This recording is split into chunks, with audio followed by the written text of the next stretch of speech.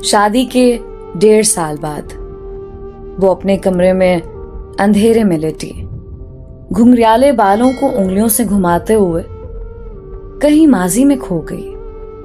माजी। आज उसका मैट्रिक का आखिरी पेपर था और इससे ज्यादा उसे खुशी इस बात की थी, उसके भाई की शादी शुरू थी। घर में पहली शादी थी और वो इस शादी को लेकर बहुत ही पुरजोश और खुश थी। हाजी साहब के 3 बच्चे थे, 2 बेटे और 1 बेटी। उसका नंबर दूसरा था, मगर वो अपने घर की लाडली, सबसे लाडली बेटी थी। शादी वाले घर मेहमानों का आना जाना शुरू हो गया था। सभी मेहमान यानी उसकी फुप्पो, खाला, मामू, चाचू और उनके बच्चों से वो बहुत ही गर्मजोशी और खुश दिली से मिली।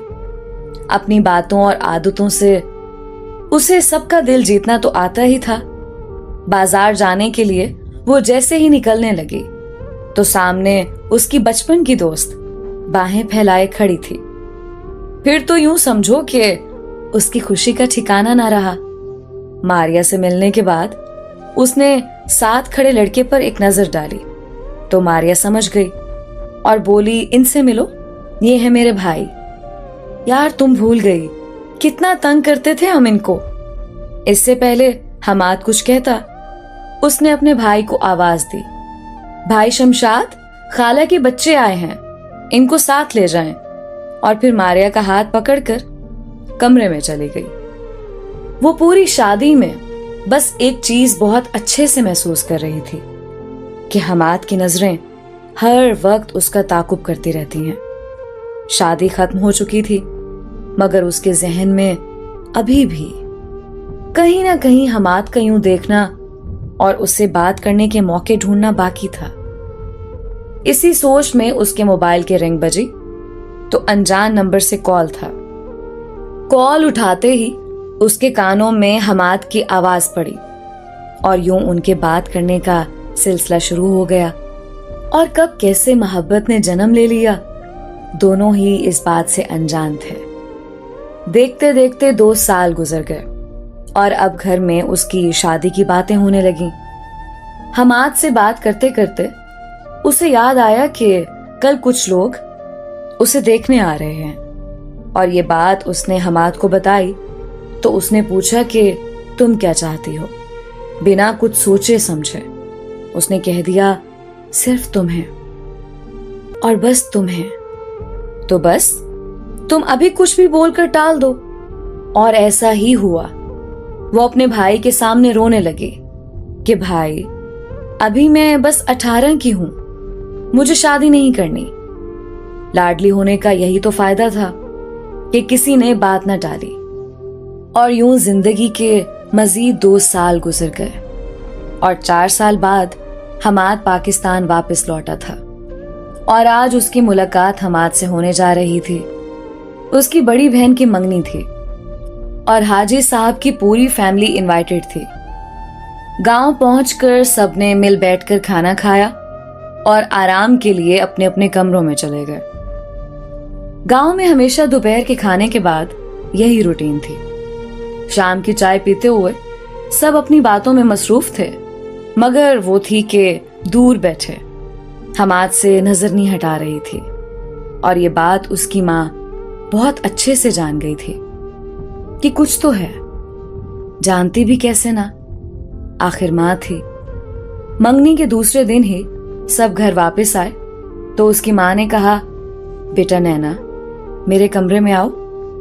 और वो उनके पीछे पीछे चल पड़ी। जी मामा बोले। देखो बेटा, तुम हमारी लाडली बेटी हो। तुम्हारे बाबा को लोग बहुत मानते हैं। उनकी सफेद दाढ़ी पर कोई दाग ना लगने देना। मैं सब जानती हूं और अगर वही सच है तो बताओ मुझे, मैं तुम्हारे साथ हूं। अच्छे घर की बेटियां छुपकर ताल्लुक नहीं रखती। फिर क्या था, उसने रोते हुए सब अपनी माँ को बता दिया। मामा, आप बाबा से कैसे बात करेंगी? वो तो यही कहेंगे कि मैं अच्छी बेटी नहीं हूं। हाँ बेटा, मगर ये तुम्हारी जिंदगी का सवाल है। तुम हमाद से बात करो कि वो कब लाना चाह रहा है अपने घर वालों को। जी ठीक है। कमरे में जाते ही उसने कॉल मिलाई। हेलो हमाद, मुझे तुमसे कुछ कहना है। हाँ हाँ कहो ना। वो हमाद, मैंने मामा को सब सच बता दिया है और वो चाहती हैं तुम रिश्ता लेकर आओ। कुछ लम्हे के लिए खामोशी छा गई। फिर हमाद की आवाज ने खामोशी तोड़ दी। देखो मुझे भी कुछ कहना है। हाँ बोलो क्या। नैन, हम 4 साल से अच्छे दोस्त हैं। हाँ कुछ पल को मुझे भी लगा कि ये मोहब्बत है, मगर वो सब वक्ती था। हमाद, ये क्या कह रहे हो? 4 साल से हम राब्ते में हैं और तुम कह रहे सब वक्ती था? हाँ नैना, वक्ती था, मगर हम अच्छे दोस्त हैं। दोस्त? हम दोस्त थे तो क्यों हर बार आते हुए रिश्ते से तुमने मुझे इनकार करने को कहा? नैन, मैंने कहा ना, वक्ती था सब, जिसे हम मोहब्बत समझ बैठे। मगर हमाद अब? नैना आंटी से कह दो मैं कभी नहीं ला सकता तुम्हारे घर रिश्ता, और तुम भी समझ जाओ। और हाँ, जब समझ जाओ तो फैसला कर लेना। कॉल बंद हो गई, मगर नैना सारी रात नहीं सोई। सुबह माँ ने हालत देखी तो पूछा क्या हुआ, और वो तो जैसे तैयार बैठी थी।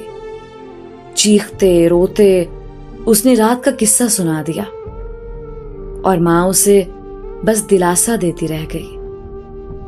कुछ दिन गुजरे तो उसके मामू उसका रिश्ता लेकर घर आए। हाजी साहब ने अपनी बेगम को इशारा किया कि जाओ नैना की रजामंदी पूछो। खिड़की में खड़ी नैना सब सुन रही थी। मामा को पास आता देखकर कहने लगी, माँ मुझे कुछ वक्त दो। और फिर सारी रात और दिन गुजरने के बाद जब हाजी साहब को कहते सुना कि मैं अपनी बेटी से खुद पूछूंगा, तो उसके दिल में एक अजीब सा दर्द पैदा हुआ। वो अपने बाबा को इनकार नहीं कर सकती थी, मगर सारी जिंदगी वो अपने होने वाले शौहर को भी धोखा नहीं देना चाहती थी। उसे फैसला करना था, और करना भी अभी लाजम था। उसके कानों में एक ही बात थी, उनकी सफेद दाढ़ी को दाग ना लगने देना, दाग ना लगने देना। दरवाजा बजा तो उसने कहा, बाबा जान आ जाएं। अरे मेरा पुत्र, तुम्हें कैसे पता मैं हूं? बाबा जान, आपकी खुशबू, आपकी मौजूदगी बताती है। अच्छा पुत्र, तुम्हारी माँ ने तुमसे जो बात की उस पर क्या सोचा तुमने? वो रोने लगी। ना पुत्र, आखिरी फैसला तेरा होगा। बोलो पुत्र। बाबा जैसे आप खुश, और पुत्र तुम? मैं भी खुश रहूंगी। आपका फैसला गलत नहीं हो सकता। और फिर 2 माह बाद उसकी शादी हो गई। हाल ये सब सोचते सोचते उसकी आंखों से कब आंसू बहने लगे उसे अंदाजा ही ना हुआ। दरवाजे की आवाज पर वो अपनी सोच से बाहर आए और शीशे के सामने खड़े होकर खुद से पूछने लगी, क्या आखिरी फैसला मेरा था? हाँ मेरा था। क्या मैं खुश हूं? हाँ मैं खुश हूं। सब कहते हैं मैं खुश हूं। और फिर मुस्कुराते हुए किचन की तरफ बढ़ गई।